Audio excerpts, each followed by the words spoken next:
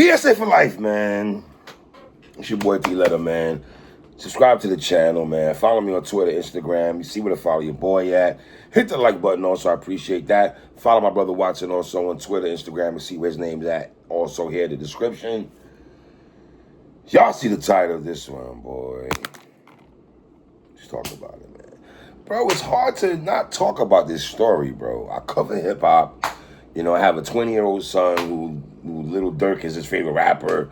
You know what I'm saying? My nephews and them, man, they love Little Durk, right? What I want to say is this. I can't play Barney Miller or Eric Estrada and Chips or Columbo, all right? I'm not close to the story. I see what's going on and stuff like that, right? I hope you young people are watching what's going on right now. I'm going to say that again. Slow it down. I hope you young boys is seeing what's going on now with Little Durk. Let me tell y'all something, man. All the money in the world, number one songs, getting co-signed by Drake, Swizz Beatz. I just seen Kanye West standing outside the trial with holding up a shirt with Duty Low and everything, free Durk and everything like that. And it's a shame what's going on with Durk right now. It's a real shame that young black males who are able to aspire, who are able to inspire, who is able to get themselves out of the trenches of Chicago. One thing I'll give Chief Keef this, bro. He got out of Chicago and never came back. Now, I'm going to say this. And Keef is not, I'm not saying, I don't think Durk lives in Chicago. I think he lives in Georgia, if from all the reports that I've seen and everything. I see Rico Reckless at the trial and everything. They bumped Jay at the trial. One thing I give Keef this, though, he don't be, from what I don't see, I don't know, but you don't see people bothering Keef right now. I know people say he can't go back to Chicago. I don't know how true that is. He can't go back to Chicago. Price on his head, I guess. I don't know. I'm just telling you what people see, what I say people say online and everything like that. I'm an old head. I am a civilian. I'm what you young people might call a square. And I'm cool with being a square. And again, I mention these brothers' names all the time, and it's not to take a shot at them when I say this, but all these young boys that Gilly the Kid and Wallow have tried to talk to, give them advice. If you go back to the Little Durk interview when they were in Chicago and he had $1 million on the table, and Wallow broke down. You know, I did 5 years in juvenile hall. I did 20 years in the penitentiary and stuff like that. You would think the young boys would take heed to that and not get themselves in trouble. Let's look down at the people, the young boys that's been on $1 million worth of game after that trouble. Durk, Pooh Shiesty.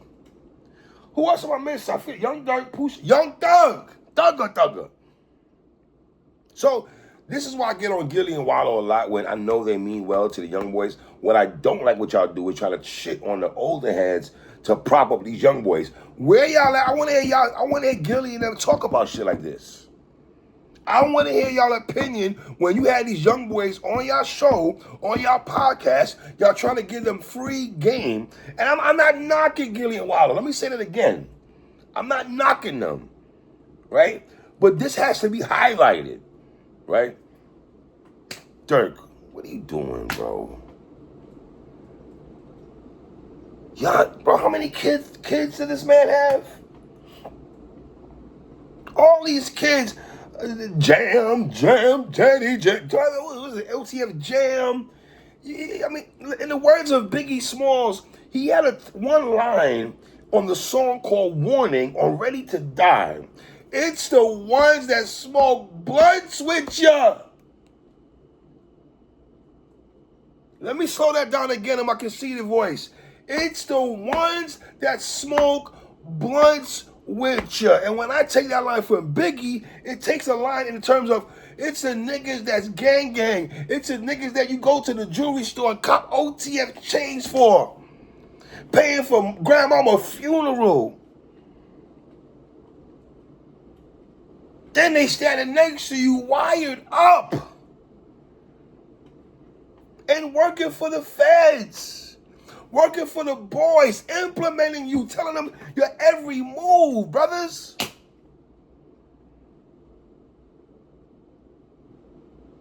This is nuts. It's like a cycle, bro. Durk dad did mad time. Comes home, now he goes in. Who said that rhyme in hip hop? Every time one of my niggas come home, another nigga go in. It's like, bro. And I'm so tired of seeing young black males urinate their life away. For what? For gang? For the get back? You want to slide on niggas now? Y'all kill Vaughn, we get you back. When does the cycle stop, young brothers? I'm watching Durk's baby mama in India walk in and out of court. You can imagine her going through her mind. Maybe she might not be able to see her husband or her baby father. I don't think they're together. I don't think, from what I saw. You know what I mean? Then you got Trap Lord Ross, Benny Hill looking ass white boy from the UK, who's covering his story, and you got Chicago Muslims rushing him. You got people attacking him outside. What y'all think he was going to do? Even though he got a tattoo of Vaughn on his leg. Oh, Jesus Christ, man. I got to give you the Archie Bunker Award for that, Trap Lord. I'm watching ARP yesterday do a podcast and sending Trap Lord Ross $50 cash app because he's covering the story. Okay, RP, knock yourself out, brother. Like, people are asking Trap Lord Ross to delete tweets because it's making Durk look bad. Durk looking bad already. I'm sorry to tell y'all that. I just saw a video today where somebody said that they were playing a new song. Trap Lord Ross talked about they were playing a video of Durk in a courtroom, and I guess the image of when he gunned down Quando Rondo and it's showing Durk. I mean, y'all niggas. Then you niggas implement yourselves in these songs. It'd be crazy, man. Does Trap Lord Ross think he's bigger than the program? I don't know. What do y'all think? I saw Rico Reckless talking to him. I seen people say he's a government plant or some stuff, right? Let me just see what's going on here, bro. I think we all know who Durk should have put that bag on. Duty Low, what do you actually have going on? Get your hands off of her. Why are you even there? Touching on Durk's wife like they gave him 25 to life already. You must know he ain't ever coming home. You ain't ever do this move when he was free. You've been waiting for this moment, huh, Duty? I know what you are. And then he's chasing her and shit. She don't want you touching her, Duty. Duty in the cut is a scary fucking sight. Whoa. Shout out to R.I.P. Fredo Santana. Duty's a scary sight. Wow. And it's like you got people painting narratives now, and who did this, and conspiracy. They saying Durk is in the courtroom, and OTF Jam is pointing fingers and telling the courtroom everything that's going down. Of course they are. Them niggas don't want to do no time. They don't got lawyers they don't got money like Durk and all that. And Durk, I don't know. Listen, man, when I say this, I'm not co-signing this. But Durk, ain't you paying these niggas off? How much money you giving these niggas? Like, allegedly with OTF Jam, for the hit on Quando Wando, he didn't pay OTF Jam. You got academics and all these niggas talking stuff. Hey, I mean, didn't I tell you nigga Vonnie was a goofy? Didn't I say it? Yo, Durk won't answer the phone. You have a nigga well-reputed killer that a lot of people felt like Durk was starting to gravitate to niggas with a name. Every gangster from Chicago who got on here, have they not said, yo, I ain't gonna lie, that nigga Jam, his name ring bells. From the streets to the penitentiary, Durk is next to all of the niggas with a name. They bring out Jam to LA, and Jam is taking orders from goofies. Jam can't even get Durk on the phone. He got a goofy putting a gun in his hand. That's how he's looking at it. It's like, all right, imagine you in a gang with Pooh Shiesty. You know how Pooh Shiesty give it up, whatever. Pooh Shiesty say, yo, bro, come do this. You show up, and all of a sudden, you know who meet you at the spot? It's academics. I give you a gloves. I said, all right, 2 for you. Okay, you need a face mask. You want the Nike one or you want the Adidas? I give you a one of those, and then And then I'm like looking down the receipt of the thing. And I'm like, okay, and here's this gun. Nigga, would you be confident? And you're like, bruh, yo, let me talk to Shiesty real quick. Bruh, Jam wasn't feeling it. He felt like Durk put the goof troop in charge. This is just all nasty to me. And you know, let's go back to go back to Trap Lord Ross. I guarantee you, if Durk is convicted or found guilty, all you Negroes are gonna blame that white man for that. They're gonna find a way to blame him instead of pointing the finger at the person who should be his little Durk. You think they're not going through cell phones and seeing what you niggas is saying and doing? Like, bro, it's just, I don't know, bro. I don't know. And this is Trap Lord Ross talking about the video that they played in the courtroom today. It was a crazy moment in court today when they finally played Lil Durk's unreleased Redman music video. They didn't play the whole video and they didn't even play the song, but they played the intro with sound. And I'm not gonna lie, it was looking like a great video. It was looking like a big budget video. They had an actor that looked just like Quando Rondo. He was dressed in the outfit that Lil Tim was wearing when King Von got killed. I believe the video was made by infamous video maker Jerry Production, who's produced a lot of videos for Durk as well as Von.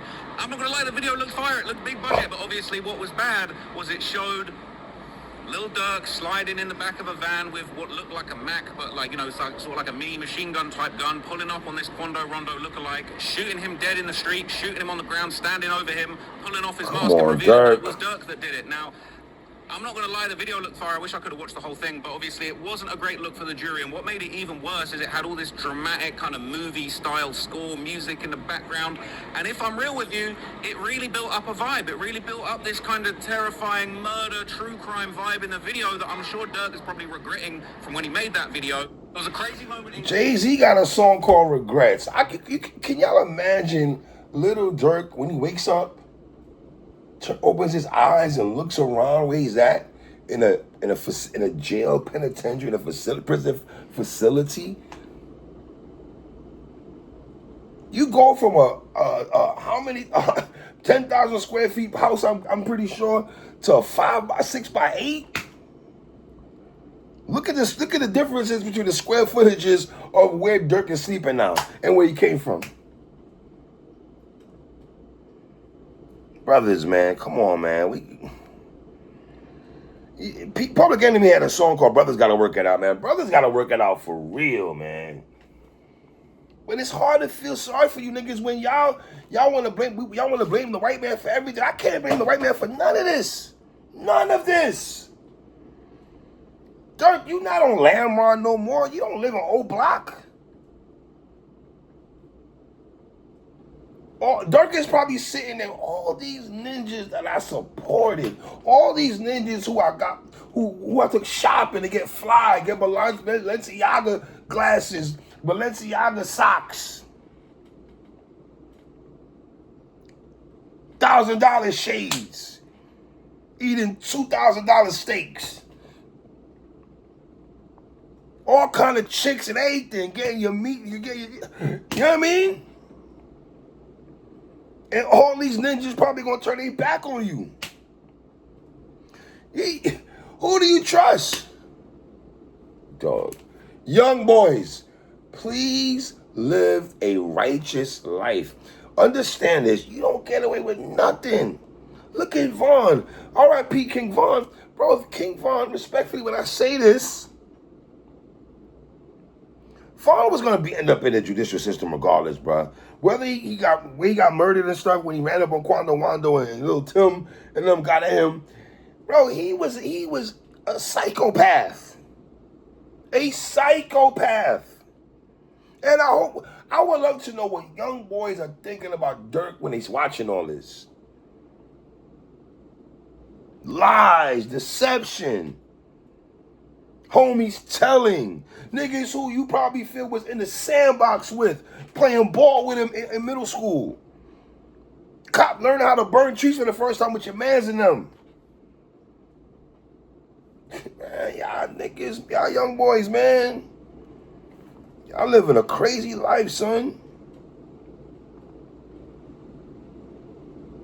Y'all niggas be swearing this street life shit is cool. It's not cool. It's not cool. Street life is not cool. It will land you behind bars or at a funeral parlor. Wake up. Y'all make all this money to get out the hood. You're not eating syrup sandwiches no more. Sugar water and all that crazy shit. I don't come from that. Respectfully. I didn't come from those kind of backgrounds and shit like that. I was able to eat good food, respectfully. And you know what's funny about black folks? It's like we prop up the niggas that was poor and everything like that, and the niggas that was their mothers or dads had a good job, or they had two parents in the household and everything like that. That's deemed as bad. That's deemed as, well, you were spoiled, huh? If your parents spoiled you, kudos to them. Young boys, let me tell you something right now. If your parents are able to spoil you, kudos to your parents for being in a position to make sure you are straight. And some of you niggas, look at the light-skinned nigga from Jacksonville who them niggas who shot a Fulio. The light-skinned nigga, Sean Wainwright. That nigga had no reason to be doing no drills. You don't come from, you ain't come from that. It'll be niggas who don't live in the hood, who's fascinated by being in the hood. Most niggas that live in the hood don't want to be there.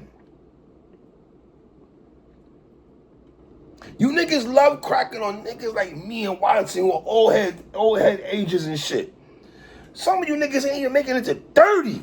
Fuck 30. You niggas ain't making it to 25. F 25. Some of y'all are making it 21. F that. Some of y'all are making it 18.